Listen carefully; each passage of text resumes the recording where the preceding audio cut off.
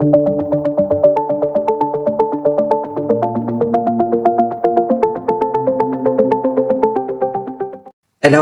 എൻ്റെ നമസ്കാരം. ഇന്ന് ബോർഡർ ലൈൻ പേഴ്സണാലിറ്റി ഡിസോർഡർ നിങ്ങൾക്കുണ്ടോ? നിങ്ങളുടെ എന്തെങ്കിലും പ്രശ്നങ്ങൾ, നിങ്ങളുടെ ഈ മാനസികമായിട്ടുള്ള ബുദ്ധിമുട്ട് അനുഭവിക്കുന്നവർക്ക് ബോർഡർ ലൈൻ പേഴ്സണാലിറ്റി ഡിസോർഡറിനെ കുറിച്ച് എന്തെങ്കിലും സംശയമുണ്ടെങ്കിൽ ബോർഡർ ലൈൻ പേഴ്സണാലിറ്റി ഡിസോർഡർ നിങ്ങൾക്കുണ്ടോ എന്ന് മനസ്സിലാക്കുവാനുള്ള അംഗീകരിക്കപ്പെട്ട ഒരു ടെസ്റ്റ് മെത്തേഡാണ്, സ്ക്രീനിങ് മെത്തേഡാണ് ഞാൻ ഈ വീഡിയോയിലൂടെ നിങ്ങൾക്ക് പറഞ്ഞു തരുന്നത്.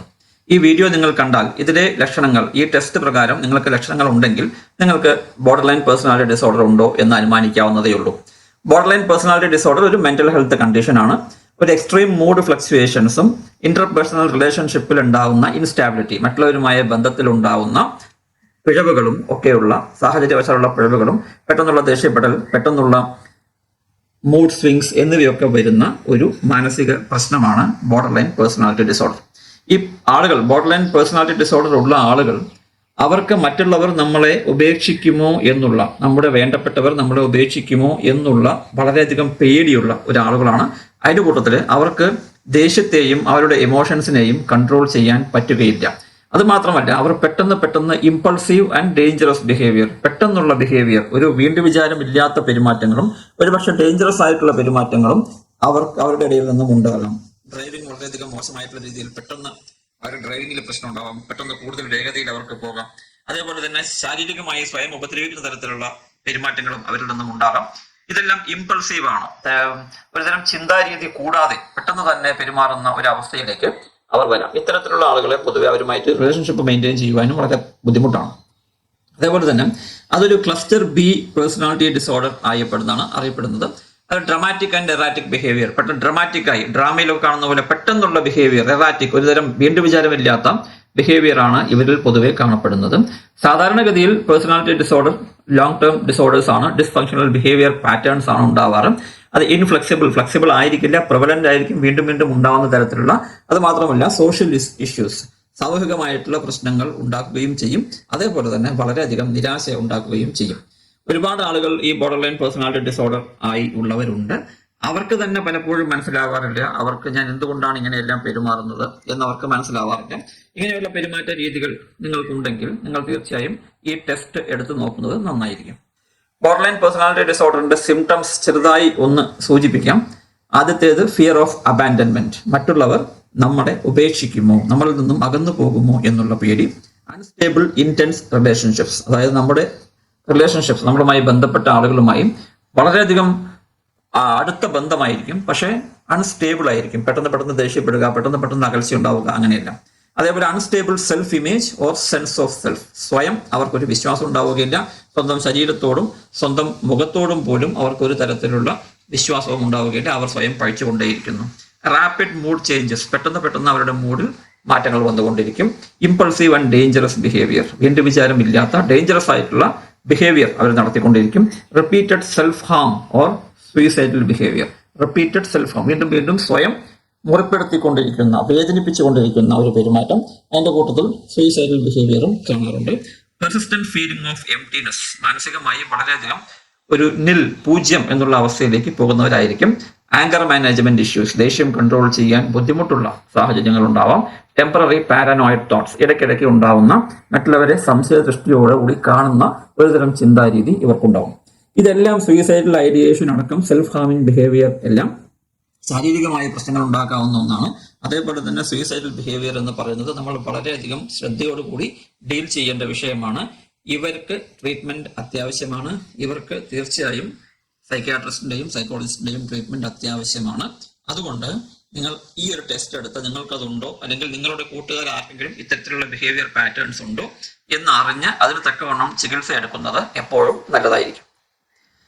ഒരു border line personality disorder test ഒരു സ്ക്രീനിങ് ടെസ്റ്റ് ആണ്. അതിന് ഇവിടെ ഉപയോഗിച്ചിരിക്കുന്നത് അംഗീകരിക്കപ്പെട്ട മെക്ലീൻ സ്ക്രീനിങ് ഇൻസ്ട്രുമെന്റ് എന്നുള്ളതാണ്. അതിന്റെ ഒന്നാമത്തെ ചോദ്യം ഇതാണ്: have any of your closest relationships been troubled by a lot of arguments or repeated breakups? നിങ്ങളുടെ ഏറ്റവും അടുത്ത കൂട്ടുകാരുമായി നിങ്ങൾ ഇടയ്ക്കിടയ്ക്ക് വഴക്കടിക്കാറുണ്ടോ? ഒരുപാട് ആർഗ്യുമെന്റ്സ് നിങ്ങൾ ചെയ്യാറുണ്ടോ എന്നുള്ളതാണ് ആദ്യത്തെ ചോദ്യം. നിങ്ങൾക്ക് യെസ് എന്ന് സെലക്ട് ചെയ്യാം, അല്ലെങ്കിൽ നോ എന്ന് സെലക്ട് ചെയ്യാം. രണ്ടാമത്തെ ചോദ്യം: have you deliberately hurt yourself physically? നിങ്ങൾ നിങ്ങളെ ശാരീരികമായി വേദനിപ്പിച്ചിട്ടുണ്ടോ, ഉപദ്രവിച്ചിട്ടുണ്ടോ, മുറിപ്പെടുത്തിയിട്ടുണ്ടോ? നിങ്ങളെ ഇടിക്കുക, സ്വയം ഇടിക്കുക, നമ്മുടെ കൈകാലുകളിൽ മുറിവേൽപ്പിക്കുക, പൊള്ളിക്കുക, അതിനു പുറമെ നിങ്ങൾ എപ്പോഴെങ്കിലും സൂയിസൈഡിൽ അറ്റംപ്റ്റ് ചെയ്തിട്ടുണ്ടോ, ആത്മഹത്യാ ശ്രമം നടത്തിയിട്ടുണ്ടോ? യെസ് അല്ലെങ്കിൽ നോ എന്ന് നിങ്ങൾക്ക് മാർക്ക് ചെയ്യാം. മൂന്നാമത്തെ ചോദ്യം, have you had at least 2 other problems with impulsivity? ഇത് രണ്ടുമല്ലാതെ വേറെ എന്തെങ്കിലും ഇമ്പൾസീവ് ആയിട്ടുള്ള ആക്ടിവിറ്റി, നേരത്തെ പറഞ്ഞ പോലെ ഫാസ്റ്റ് ആയിട്ട് ഡ്രൈവിംഗ് ചെയ്യുക, വളരെയധികം ഭക്ഷണം പെട്ടെന്ന് കഴിക്കുക, വളരെയധികം പൈസ ചിലവാക്കുക, ഒരുപാട് ആൽക്കഹോൾ അടിച്ചു കയറ്റുക, അല്ലെങ്കിൽ സിഗരറ്റ് വലിച്ചു കയറ്റുക, അല്ലെങ്കിൽ മയക്കുമരുന്നുകൾ ഒരുപാട് ചെയ്യുക, വളരെ പെട്ടെന്ന് ദേഷ്യപ്പെട്ട് ഒരുപാട് വാക്കുകൾ, നെഗറ്റീവായ വാക്കുകൾ ഒരാളുടെ മേലെ ഉപയോഗിക്കുക, വീണ്ടും വിചാരമില്ലാതെ ഉപയോഗിക്കുക, ഇങ്ങനെയുള്ള എന്തെങ്കിലും അവസ്ഥ നിങ്ങൾക്ക് ഉണ്ടായിട്ടുണ്ടോ? യെസ് അല്ലെങ്കിൽ no. Have you been extremely moody? നിങ്ങൾക്ക് മൂഡ് സ്വിങ്സ്, വളരെയധികം ഡിപ്രസ്ഡ് ആയിട്ടുള്ള ഒരു അവസ്ഥ നിങ്ങൾക്ക് ഉണ്ടായിട്ടുണ്ടോ? അഞ്ചാമത്തെ ചോദ്യം, have you felt angry a lot of time? ഒരുപാട് പ്രാവശ്യം നിങ്ങൾക്ക് ദേഷ്യം വന്നിട്ടുണ്ടോ? How about often acted in an angry and sarcastic manner? ദേഷ്യപ്പെട്ട് നിങ്ങൾ വളരെയധികം നെഗറ്റീവായി പെരുമാറിയിട്ടുണ്ടോ? അടുത്ത ചോദ്യം, have you often been distrustful people? മറ്റുള്ളവരെ നിങ്ങൾക്ക് വിശ്വാസമില്ലാത്ത സാഹചര്യം ഇടയ്ക്കിടെ ഉണ്ടാവാറുണ്ടോ? Have you frequently felt unreal or as if things around you were unreal? അതായത് നിങ്ങളുടെ ചുറ്റുപാടുമുള്ള കാര്യങ്ങൾ ഒരു സത്യമല്ലാത്ത പോലെ, ഒരു ഉറപ്പില്ലാത്ത പോലെ, നിങ്ങൾക്ക് വിശ്വാസമില്ലാത്ത പോലെ, ഈ കാണുന്നതൊന്നും സത്യമല്ല എന്നുള്ള അവസ്ഥയിൽ തോന്നിയിട്ടുണ്ടോ? അല്ലെങ്കിൽ നിങ്ങളെ തന്നെ, ഞാൻ ഈ കാണുന്നത്, എന്നെ തന്നെ കാണുന്നത് സത്യമല്ല എന്നുള്ള അവസ്ഥയിലേക്ക്, റിയൽ അല്ല, അതായത് അങ്ങനെ ഒരു ചിന്ത നിങ്ങൾക്ക് ഉണ്ടായിട്ടുണ്ടോ? അടുത്ത ചോദ്യം, have U chronically felt empty? Chronic എന്ന് പറഞ്ഞാൽ കണ്ടിന്യൂസ് ആയി, കുറെ കാലമായി നിങ്ങൾ എംപ്റ്റി ആയി ഫീൽ ചെയ്തിട്ടുണ്ട്. ഒന്നിനും ഒരു പ്രതികരണ ശേഷി ഇല്ലാത്ത, ഒന്നിനോടും താല്പര്യമില്ലാത്ത ഒരവസ്ഥ നിങ്ങൾക്ക് ഉണ്ടായിട്ടുണ്ടോ? Have you often felt that you had no idea of who you are and that you have no identity? ഞാൻ ആരാണ്, അല്ലെങ്കിൽ നിങ്ങൾ ആരാണെന്നും നിങ്ങളുടെ ഐഡന്റിറ്റി എന്താണ്, വ്യക്തിത്വം എന്താണ് എന്നുള്ള സംശയം നിങ്ങൾ പലപ്പോഴായി പല സാഹചര്യങ്ങളിൽ ഒരുപാട് പ്രാവശ്യം അനുഭവിച്ചിട്ടുണ്ടോ? അടുത്തതായി, have you made desperate efforts to avoid feeling abandoned or being abandoned? നിങ്ങളെ ആരെങ്കിലും ഉപേക്ഷിക്കുമോ, ആ ഉപേക്ഷ ഇല്ലാതാക്കാൻ ഞാൻ എന്ത് ചെയ്യണം? മറ്റുള്ളവരിൽ നിന്ന് മറന്നു പോകാതിരിക്കാൻ ഞാൻ എന്ത് ചെയ്യണം? ഞാൻ മറ്റുള്ളവരെങ്കിലും പിടിച്ചു നിർത്താൻ ഞാൻ എന്ത് ചെയ്യണം? ഇത്തരം കാര്യങ്ങളിൽ വളരെയധികം ഡെസ്പറേറ്റ് ആയിട്ടുള്ള ഒരു എഫേർട്ട്, ഡെസ്പറേറ്റ് ആയിട്ടുള്ള നിങ്ങളുടെ ശ്രമങ്ങൾ നിങ്ങൾ ചെയ്തിട്ടുണ്ട്. ഒരാളുമായി അടുത്തിരിക്കുക, അയാൾ വിട്ടുപോകാൻ ശ്രമിക്കുമ്പോൾ, നിങ്ങളിൽ നിന്നും അകന്നു പോകാൻ ശ്രമിക്കുമ്പോൾ അയാളുടെ കൈ പിടിച്ചു വയ്ക്കുക, സ്വയം സംസാരിക്കുക, അങ്ങനെയൊന്നും സംഭവിക്കുകയില്ല, നീ ധൈര്യമായിരുന്നു, നിന്നെ ആരും വിട്ടുപോകില്ല, നിന്നെ ആരും അവിശ്വസിക്കുകയില്ല എന്ന് സ്വയം റിപ്പീറ്റഡ്ലി റീഅഷ്വർ ചെയ്യുന്ന ഒരു പെരുമാറ്റം നിങ്ങൾക്കുണ്ടോ? ഈ ചോദ്യങ്ങളുടെ എല്ലാം ഉത്തരം യെസ് ഓർ നോ എന്നുള്ള രീതിയിലാണ് നിങ്ങൾ തരേണ്ടത്. യെസ് പേപ്പറിൽ എഴുതി വെക്കുന്നതായിരിക്കും നല്ലത്. എന്നിട്ട് യെസിന്റെ എണ്ണം കൗണ്ട് ചെയ്യുക, നോയിന്റെ എണ്ണം കൗണ്ട് ചെയ്യുക. യെസ് ആണ് മെയിൻ ആയിട്ട് നമുക്ക് നോക്കേണ്ടത്. സിംറ്റംസിന്റെ ഡ്യൂറേഷൻ, ഈ പറഞ്ഞ 10 സിംറ്റംസും നിങ്ങൾക്ക് അഡൾട്ട്സ് ആണെങ്കിൽ 2 വർഷത്തിൽ കൂടുതൽ ഉണ്ടെങ്കിൽ, അതല്ലെങ്കിൽ 18 വയസ്സിൽ താഴെയുള്ളവരാണെങ്കിൽ 1 വർഷത്തിൽ കൂടുതൽ ഉണ്ടെങ്കിൽ, സിംറ്റംസിന്റെ യെസ് കൗണ്ട് ചെയ്ത് യെസിന് 1 മാർക്ക് വെച്ചിട്ടും നോ എന്നുള്ളതിന് 0 മാർക്ക് വെച്ചിട്ടും ടോട്ടൽ കൗണ്ട് ചെയ്യുക. നിങ്ങളുടെ ടോട്ടൽ സ്കോർ 3 മുതൽ 5 വരെയാണെങ്കിൽ നിങ്ങൾക്ക് മൈൽഡ് ആയിട്ടുള്ള ബോർഡർ ലൈൻ പേഴ്സണാലിറ്റി ഡിസോർഡർ ഉണ്ട് എന്നർത്ഥം. 6, 7 എന്നിവയാണെങ്കിൽ മോഡറേറ്റ് ആയിട്ടുള്ള ബോർഡർ ലൈൻ പേഴ്സണാലിറ്റി ഡിസോർഡർ ഉണ്ട് എന്നർത്ഥം. 8 മുതൽ 10 വരെയാണെങ്കിൽ, 8, 9, 10 ആണെങ്കിൽ സിവിയർ ആയിട്ടുള്ള ബോർഡർ ലൈൻ പേഴ്സണാലിറ്റി ഡിസോർഡർ ഉണ്ട് എന്നർത്ഥം. ഈ ടെസ്റ്റ് ഞാനിപ്പോൾ നിങ്ങൾക്ക് പറഞ്ഞു തന്ന ഈ ടെസ്റ്റ് സ്ക്രീനിങ് ടെസ്റ്റ് ആണ്. ഇതിലെ റിസൾട്ട് എന്ന് പറയുന്നത് ഇൻഡിക്കേറ്റീവ് പർപ്പസ്, നിങ്ങളുടെ സിംറ്റംസിനെ നിങ്ങൾ തന്നെ സ്ക്രീൻ ചെയ്ത് നിങ്ങൾ തന്നെ പറയുന്ന ഒരു ഡയഗ്നോസ്റ്റിക് മെത്തേഡാണ്.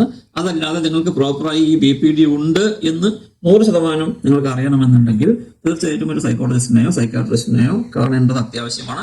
ഡയഗ്നോസിസിനാണെങ്കിലും ട്രീറ്റ്മെന്റിനാണെങ്കിലും അവരെ തന്നെ കാണണം. ജസ്റ്റ് ഒരു അറിയാൻ വേണ്ടിയിട്ടുള്ള ഒരു ടെസ്റ്റായി മാത്രം, എഡ്യൂക്കേറ്റീവ് പർപ്പസിനുള്ള ഒരു ടെസ്റ്റായി മാത്രം ഇതിന് കണ്ടാൽ മതി. എന്തെങ്കിലും ബുദ്ധിമുട്ടുണ്ടെങ്കിൽ തീർച്ചയായും സൈക്കോളജിസ്റ്റിനെയോ സൈക്കാട്രിസ്റ്റിനെയോ നേരിട്ട് കാണുക.